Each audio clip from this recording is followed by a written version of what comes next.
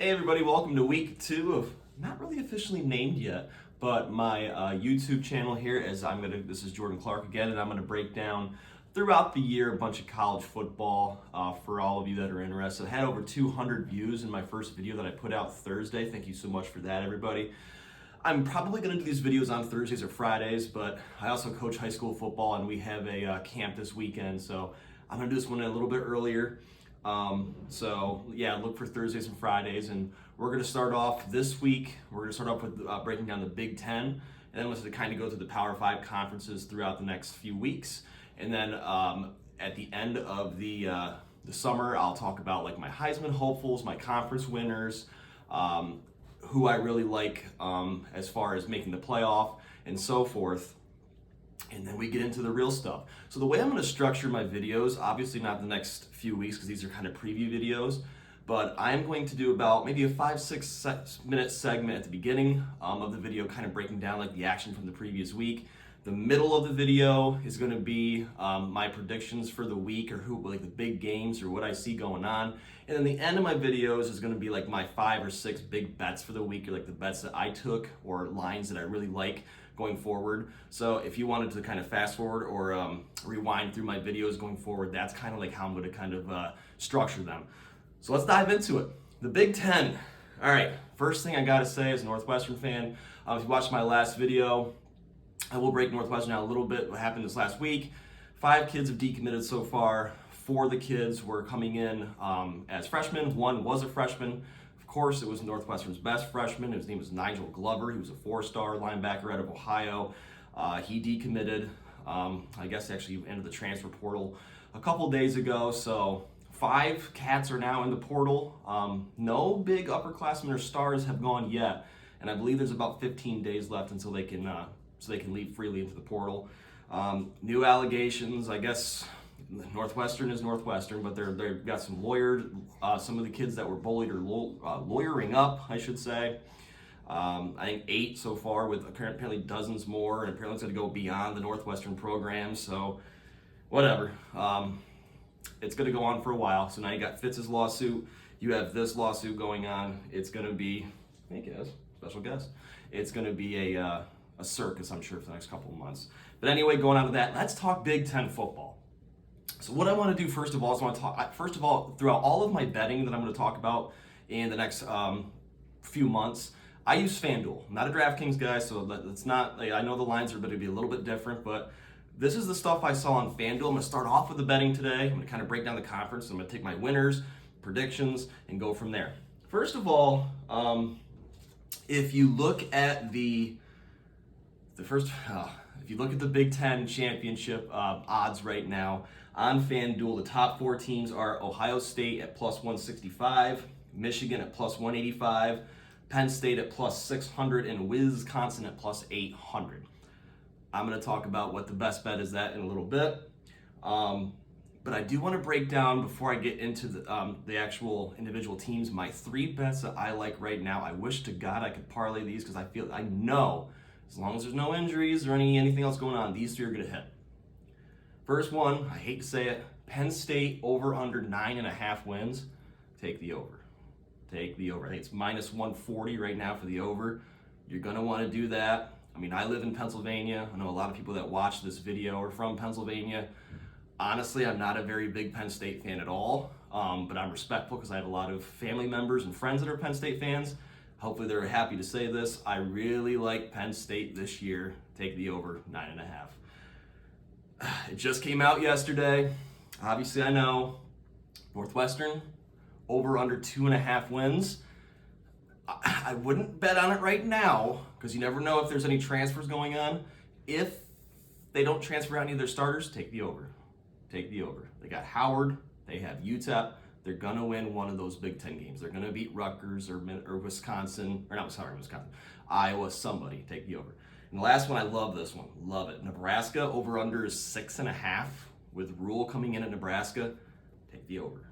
They're at least going 7-5 this year. They were 3-9 last year, but they had an above ratio of points. So like they actually scored more points than their opposition, 3-9. They just lost a lot of close games with a new head coach. The schedule's pretty favorable. Take the over. Okay? And if you're really excited, I'm going to break these down weeks from now. But if you really want to talk about my favorite line for week 1 at this point, if you want to lock in a real early one before the line changes, Nebraska is plus 7.5 at Minnesota. Take Nebraska's points. They either win that game or they definitely do not lose by more than a touchdown. All right, so let's break down the Big Ten real quick. First of all, I'm going off of Lindy's right now. I also have gone off of Athlon a little bit, and also Phil Steele. The way Lindy's got it right now, his predictions, he has Michigan winning the East, behind Ohio State, behind Penn State, behind Maryland, Michigan State, Rutgers, and then Indiana. And in the West, he has Wisconsin winning it with Iowa, Minnesota, Illinois, Nebraska, Purdue, and Northwestern to round it out. My predictions are totally different than Lindy's. Let me break it down first of all. Who do I think is going to win the Big Ten East? I gotta prepare myself. I think Penn State is going to go undefeated this year. Go 12-0 and win the Big Ten East. As painful as that was for me to say, that is my prediction. Why do I think that? Well, Penn State obviously has back their 2-star running backs. They bring in Aller now, who's the quarterback, who has been billed to be the real thing. I know he struggled a little bit in their blue-white game, their annual exhibition, but billed to be the real thing. Defense lights out, okay? We've seen them talk about all their corners. That King came out and said, I'm the best corner in the country. Their D-line is top-notch. It's linebacker,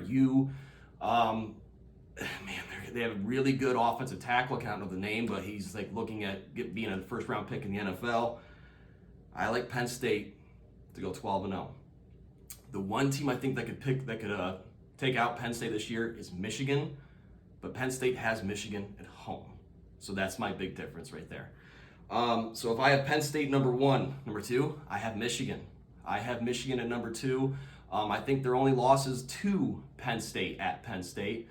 I like their chances against Ohio State this year, and I'll talk about number 3 is I have Ohio State.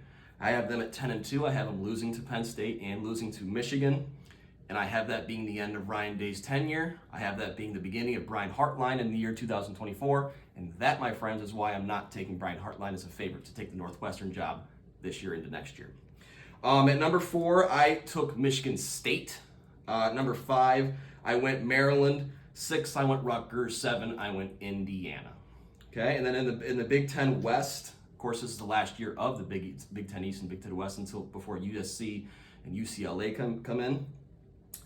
I took Wisconsin to win the Big Ten West as well. At number 2, I went with Illinois. Illinois is showing me something. They have Illinois here in Lindy's at number 4. I like Wisconsin. I like Illinois. Then I go Minnesota. Then I go Nebraska. Then I go Iowa, Purdue, Northwestern, in that order. Big Ten West will be competitive this year. I don't think there's a team that goes undefeated. I think Wisconsin's going to lose a couple, which we'll talk about here in a couple minutes. But I think they're the best team, top to bottom, best defense, good transfer portals that came in this year. Illinois, though, dark horse. If you want to look, I don't know the exact betting right now, but dark horse to win the Big Ten West. Might want to look into that.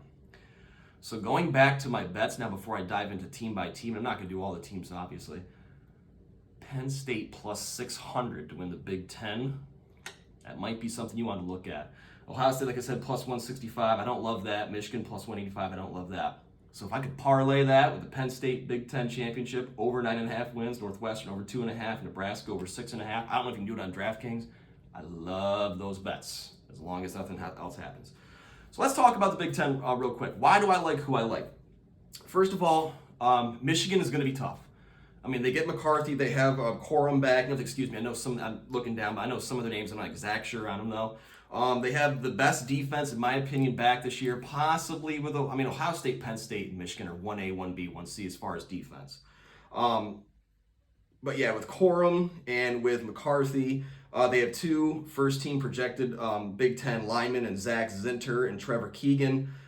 We knew Michigan could run the ball last year. They're going to be a problem, okay? But the thing is, so is Penn State. Penn State only has 1 kid right now projected to be first-team all Big Ten, and that's the offensive lineman I was talking about, Fashunu. If I say his name incorrectly, I apologize. But second team, you got Aller. You have Singleton, the running back. You have Hunter Norzard, who's also an offensive lineman. You have the other running back, who's an honorable mention. Penn State's going to score points. I don't think they're the most prolific offense in the Big Ten. I'll talk about that in a second. I think Michigan is. Penn State's going to score enough points, but their defense is what's going to be the difference. You look at the first team defense for Penn State. You got Chop Robinson, the defensive lineman. Everybody knows him. You have Kalen King, the corner we talked about. You have Isaac, defensive lineman. You have Abdul Carter, sophomore linebacker, who was a stud as a freshman. Right there's 4 to 5 first-team Big Ten projected kids just for Penn State out of the 14 teams. They're going to be a problem on defense. Like I said, the second best team, I think, is Michigan. If you look at Michigan's defense, they do not have, they have one. They have Will Johnson, who's a defensive back. That's the only projected first-team kid that Michigan has right now. And they only have 2 on the second team defensively. That's Junior Colson, the linebacker, and that is, I guess they only have 1. They only have 2 kids on defense. They kind of broke down also like what they think. The quarterbacks, they have McCarthy first team, like I said, Aller second team, and Tua Tagovailoa's little brother, Talua. I like that. I think they're the 3 best quarterbacks in the league right now. Strongest arm, they gave Drew Aller. I agree with that. Okay, best player, they gave J.J. McCarthy. Interesting. I would probably go with Corum. And then you have, or Marvin Harrison Jr. out of Ohio State, the wide receiver. Brings me to that too. I'll talk about Ohio State just a smidge. Why do I not like Ohio State this year? Like, what have they done wrong? Yeah, of course, they lost a couple of receivers, but they bring back Marvin Harrison Jr. They bring back Ibuka. They bring back Julian Fleming from the District 4. They have Trayvon Henderson back. I understand that. They have a lot of linemen back. Defensively, they're stout. They have 1, 2, 3, 4, 5 kids on their defensive first team look. It's all about the quarterback situation for me for Ohio State. It is a very complicated offense to run. I just don't know if Ohio State's new quarterback, who I'll break down here in a second, is ready for it. I don't think they're going to be bad. I think they're going to be 10-2. I think they lose 2 tight ones, though, like to Penn State and to Michigan. And that Michigan game scares me a little bit, though, because I know they're going to be fighting for Ryan Day's job. They lose that one, Ryan Day's gone. They win that one, they could be 11-1 in the BCS, wow, in the playoff picture. So, all right, but moving forward here a little bit, the big games. The non-conference schedule kind of sucks for the Big Ten, honestly. One game, I mean, if I'm looking at games that I want to watch, the first one I'm really interested in is September 9th, Nebraska and Colorado. If you're a longtime college football fan like I am, Nebraska and, excuse my pink cup here. A little sip. Nebraska and Colorado both used to be in the Big 12. These used to be big-time rivals. They're renewing that rivalry. You have Matt Rule, the new coach for Nebraska. You obviously have Deion, Showtime, Primetime Sanders for Colorado. That'll be an interesting one. I like Nebraska in that game, hence the over 6.5. Looking back, it's a good one. September 16th, Washington and Michigan State. You'll hear me talk about Washington in future videos because I'm a big Michael Penix Jr. Fan, Heisman hopeful, dark horse. But that'll be a good one. September 23rd, Ohio State and Notre Dame. Could be a good one. You never know with Notre Dame. And then we get into the heart of the Big Ten schedule. October 14th, Iowa and Wisconsin will be an interesting one. Of course, Penn State, Ohio State, September 21st. Ohio State has to turn around and go to Wisconsin, and that's what I fear about Ohio State. Even if Ohio State beats Penn State at home October 21st, they have to go on the road to Nebraska the 28th. That is hard. Going to, that's taking on probably the best team in the Big Ten in Penn State, and then having to travel to Wisconsin, go to Camp Randall the next week. Good luck with that. And then you have Michigan, Penn State, which is November 11th. Sparty and Ohio State, and also November 11th. That'll be a good one. Nebraska and Wisconsin, possible Big Ten West Championship game, November 18th. November 24th, Iowa at Nebraska, possible Big West Championship game.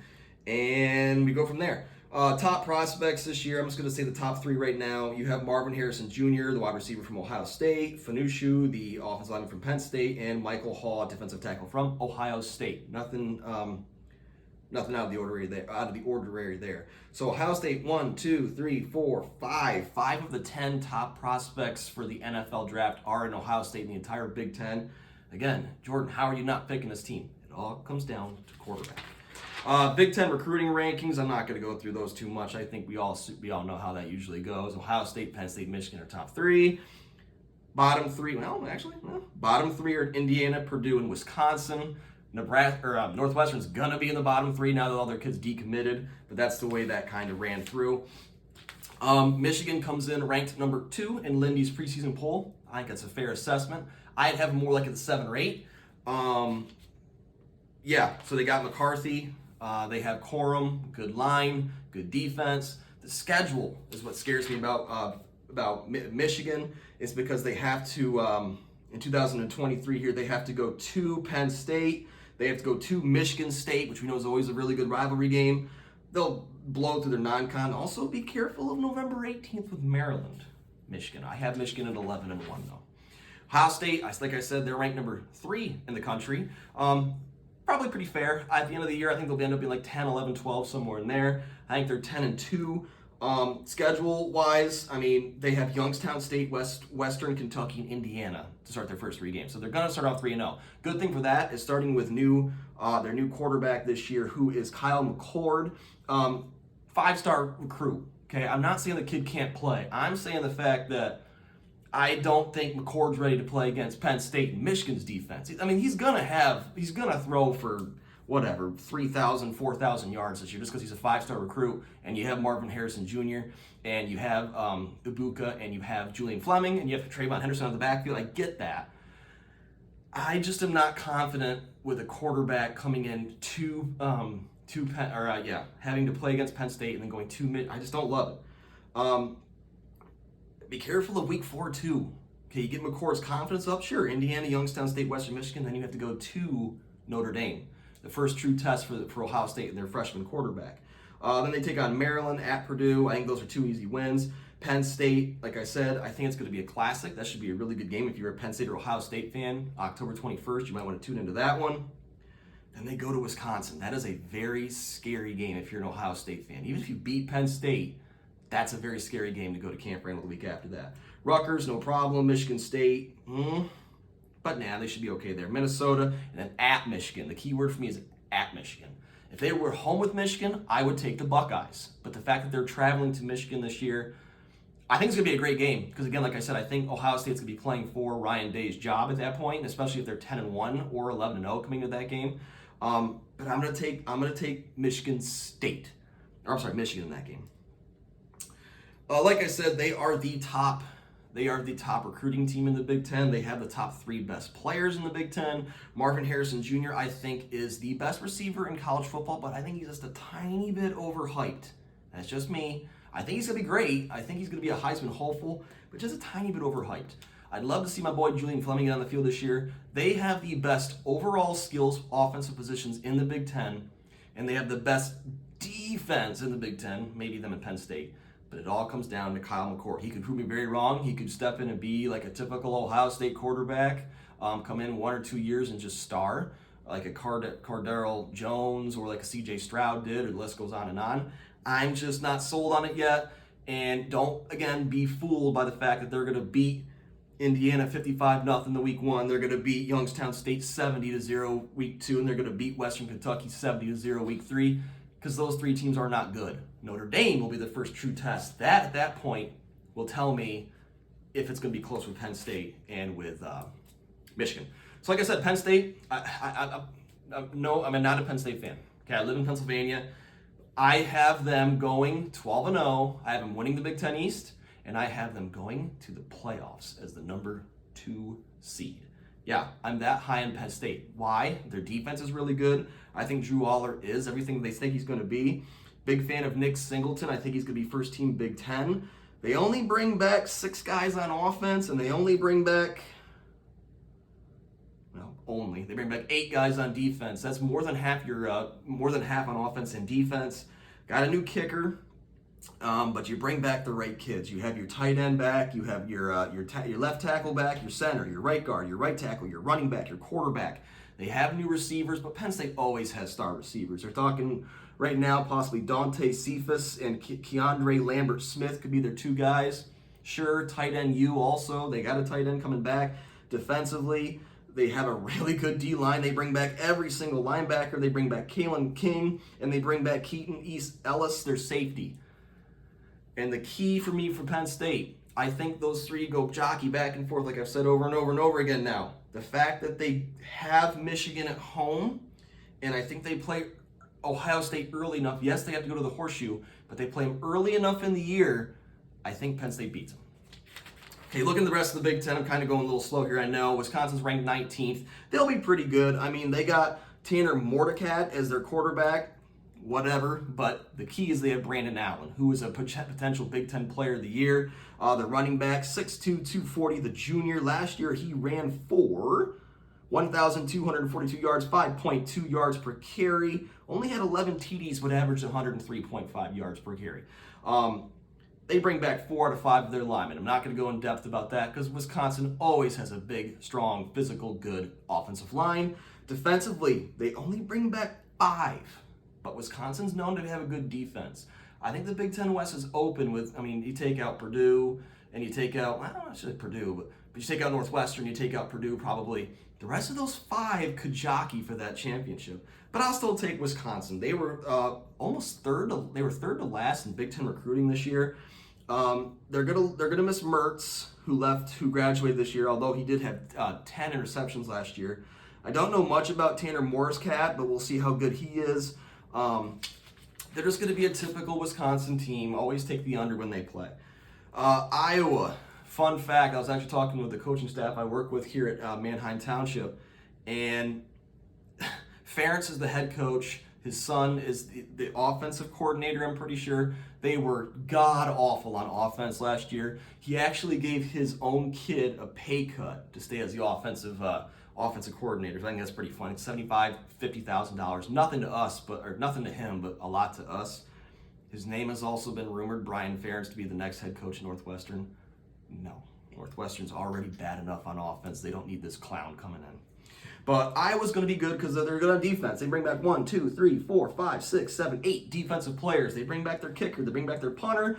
They bring back their star running back, Caleb Johnson. All the receivers, Nico Ragian, Deontay Vines, and Luke Lacey, the tight end. And they bring back 4 out of 5 of their offensive linemen. All sounds good, but the problem is Iowa wasn't very good last year. Last year they finished with a win in the Music City Bowl, but they lost 1, 2, 3. They were 7-5 in the season. And they beat a Kentucky team that had a bunch of kids that sat out 21-0 in the championship. Last year they got beat by Nebraska, who was 3-9. Ohio State kicked the living dog shit out of them. Illinois beat them 9-6 when the typical Iowa game there. They lost by 2 touchdowns to Michigan State. They lost to their rival Iowa State. And even teams like Minnesota gave them a game. They won that game 13-10. I'm not sold on Iowa. The only way they win 7-8 games this year, I think they go like 7-5 again, is their defense. And they do have a new quarterback, though, in Cade McNamara, the transfer from Michigan. Watch out for him for a potential dark horse as well. 7-5 at the most. Maryland and Minnesota, I'm not going to talk too in-depth on. I think they're both middle of the road, 7-5, 6-6, 8-4 teams. You got the young Tagovailoa as the quarterback for Maryland. Healthy, is a real good player. You also have Hemby back at running back, I watched it live last year. He's a stud. Hemby's a stud. He's 6 foot, 200 pounds sophomore.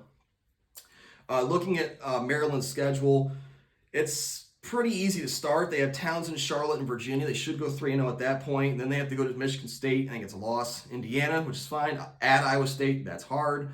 Illinois, I don't like their chances in that. They get to go to Northwestern, but then they have Penn State, at Nebraska, and Michigan before they get Rutgers. That's a torturous stretch from November 4th to November 16th. 7-5 would be a good season for Maryland. I think they finished in the top part of the West, or the top part of the East Division, but 7-5 at best. Minnesota, they only bring back 4 guys on offense and they bring back 4 guys on defense. PJ Fleck is known for getting good recruits and creating them into players. Quarterback-wise, the kid's not bad. He came in a little bit last year, but he's very inaccurate. I can't say his last name. His first name is Ethan. I watched him against Northwestern when Tanner Morgan got hurt. He's all right. They don't have a single skill kid at running back, receiver, tight end back. Well, actually, they have one receiver, Daniel Jackson, but that's it. Offensive line-wise, they bring back 2 out of the 5. Defensively, they bring back a linebacker and a D tackle. No huge transfers. The schedule's not very easy. They start off in Nebraska. They have to go at North Carolina, where they have to play against May, the Heisman hopeful. Louisiana is no slouch. They play them week 5, another non-conference game. And then they got Michigan. They got Michigan State. And they got Illinois at home. That's good, right? Well, then you got to go to Purdue. Then you have to go to Ohio State. And then you have to go to Wisconsin in a row. Good luck with that, Minnesota. Hope you're healthy, because that last 3-game stretch is going to be tough. I like the Gophers at 6-6, possible 7-5. Sparty and Illinois. Sparty, I'll take 8-4. Shout out to their middle linebacker, also from my area, Cal Holiday, Big Ten Player of the Year. He is a tackling machine. Defensively, they bring back 5 guys. They bring back 5 on offense as well. Their quarterback is Noah Kim. Honestly, never heard of him. We'll see how good he is. But defensively, like I said, they do bring back all their linebackers, their nose guard, and a safety. Last year, they finished off at 5-7. I could see about a 6-6 year this year for Michigan State. They do recruit well. Their head coach is it still Mel Tucker? Am I wrong? Yeah, Mel Tucker. He's 23-21 in 4 years, but he's a really good recruiter, so they're going to have some pretty good players coming in. And I know they're real big on the transfer portal. Forgive me, but I'm not too positive about who they bring in, who they don't bring in. Offensively, they're trying to go a new direction with quarterback, but their defense is still going to be pretty stout. Their schedule, they have Central Michigan, Richmond, but then 2 easy wins there, but then you get Washington. I think they get smoked in that one. Maryland, at Iowa, at Rutgers. But then you go to Michigan, at Minnesota, Nebraska, at Ohio State. That's really hard. You finally get a week off when you have at Indiana, but then you're home with Penn State to end up the year, and that's probably going to be a big one for Penn State. 5-7, 6-6 is not out of the realm possibilities for Sparty. Illinois, Iowa, they're going to be 9-3 this year. I'm calling it. They're ranked 45th in the country right now. Michigan State was 44th. Illinois bring back 1, 2, 3, 4, 5, 6, 7 offensive players. They bring back their whole line except for their center. They do have a new quarterback, but I like their new quarterback. The 6'2", 200-pound sophomore is electrically quick. They do have to replace their longtime running back. The name escapes me because I'm kind of moving fast here. But they do bring in Isaiah Williams, wide receiver, and Pat Bryant, wide receiver, both of them coming back. The juniors, 2 good players. They also lost their stud safety from last year, went to the NFL, but they bring back their entire D-line with the transfer from Northwestern, of course. They bring back all their linebackers, and they bring back a corner. They bring back their kicker, and their kick returner, and their punter. Last year, they only lost. They were 8-4. Went to the whatever you say, Reliquist Bowl. They did lose 19-10 to Mississippi State, the Bulldogs, but they were 8-4 last year. I like them to be 9-3. I think they're gonna be even better this year. The only games I see them losing, they have Toledo, they win. They beat Kansas. So that could be a harder game than to think. Penn State, I like Penn State. Then they got Florida Atlantic as a win, Purdue, Nebraska, Maryland, Wisconsin. They might lose that one, it's fine. 2 losses there. They got Indiana, Iowa, Northwestern. I only have 2 fingers up. Sure, give them a third one. Illinois is a very good dark horse from the Big Ten West. You heard it here first. And I hate that because I'm a Northwestern fan. 9-3, 10-2. I like Illinois a lot this year. Nebraska, I kind of already talked about. I'm not going to go too in depth with that again. They got a new quarterback. They got a new coach. They got a defense that's pretty much back. They bring back 1, 2, 3, 4, 5, 6, 7, 8, 9, 8 guys on defense, 6 guys on offense. Schedule's not too bad. They do have to go to Wisconsin. They do have to go to Michigan State. Non-conference, I love that Colorado game. I'm really glad they're bringing back a little bit of Big 12 football. La Tech's no joke. Northern Illinois out of the MAC is no joke. But I still like them to be 7-5, 8-4. Take the over 6.5 for Nebraska. Go put it in FanDuel. Purdue, overhyped. They go 4-8. Moving on. Rutgers won't be bad. Okay, they're getting they're only ranked 69th right now in the country. I think they'll be better than people give them credit for. They got their quarterback back, who did a pretty good job last year. They do lose all their running backs and receivers, but they bring back the majority of their defense. Okay, it's an important season for the Scarlet Knights because there are places in place to make a run at a bowl bid. Although the rough schedule includes a non-conference game against Virginia Tech and cross-rival games against Iowa and Wisconsin that are at Iowa and Wisconsin. That's the only reason I take Rutgers to be about 3 I'll go 4-8, 5-7, somewhere in that area. It'd be cool if they made a bowl game, but I don't see that happening this year. Indiana is going to go 2-10. And then we get to Northwestern, and they're going to go 3-9. Take the over 2.5. I promise you, it's gonna hit. So that's basically a rundown of the Big Ten, how I see it this year. My player of the year, I have a couple. I got Edwards from Wisconsin. You got Corum from Michigan. You have Henderson from Ohio State. You got Marvin Harrison Jr. from Ohio State. You got Aller from Penn State. I'm going to go with Nick Singleton, running back from Penn State. He's going to be my player of the year. Defensive player of the year, I'm going to go Cal Holiday from Michigan State, the linebacker. I think he gets it again. Kicker of the year, I have no freaking idea. Team, I think I'm going to take Penn State in the Big Ten East. In the Big Ten West, I'm going to take the winner, whoever wins, between Illinois and Wisconsin. And I take Penn State to win the Big Ten championship and go to the playoffs. All right, so that's kind of my breakdown. If you have any questions, comments, concerns, anything at all, leave me a comment. Please like the video, keep subscribing. And next week, I'm going to break down the second best conference in football, the SEC.